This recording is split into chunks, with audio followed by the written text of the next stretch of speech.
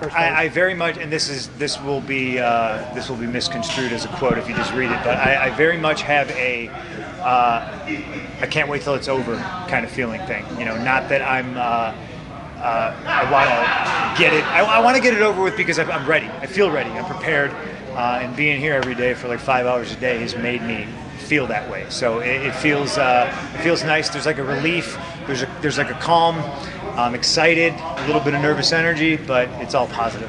Does part of that have to do with the expectations that are on you for this fight from everybody, from your peers in the UFC, from the fans? You know, that's like a case-by-case basis. I don't know what the expectations are. I know what my expectations are. I know what my team and my coach, what they expect out of me.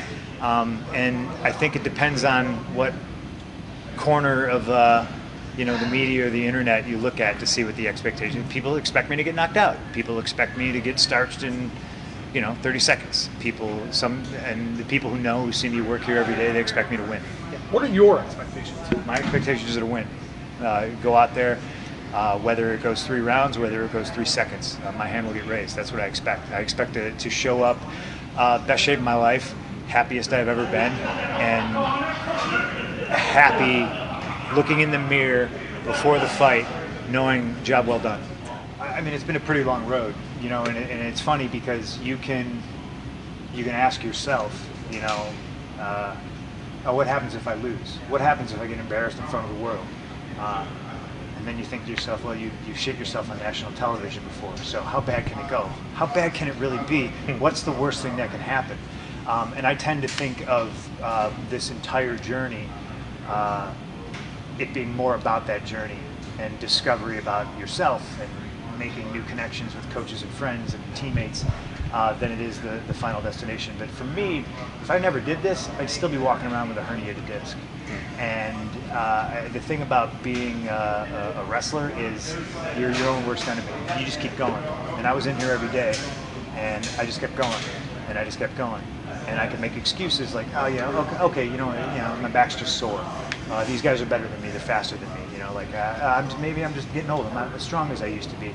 And then once I got diagnosed with the herniated disc, it was like, you can't even get a shot to fix this. You got to get this thing cut out of yourself. It wasn't even so much like disappointment or depression or anything. Like I was elated, and then I came back in the gym and I was a completely different person. So, what's the worst thing that can happen?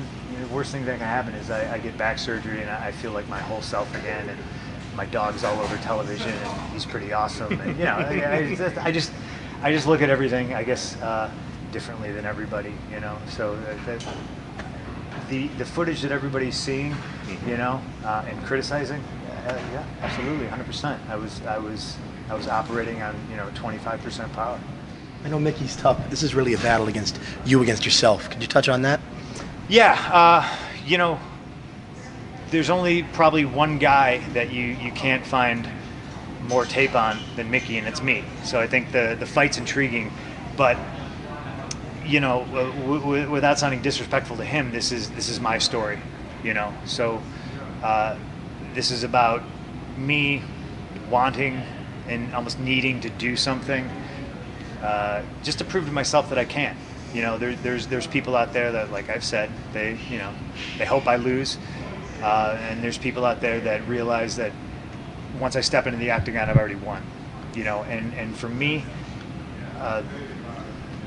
I'll probably say this a dozen more times today. It's not about the destination, it's about the journey. And that, to me, is a microcosm of life. It's not about the diploma you get after 6 or 4 years of college. It's about learning and the experience you gain during those years and the people you meet and the bonds and the connections you make along that way.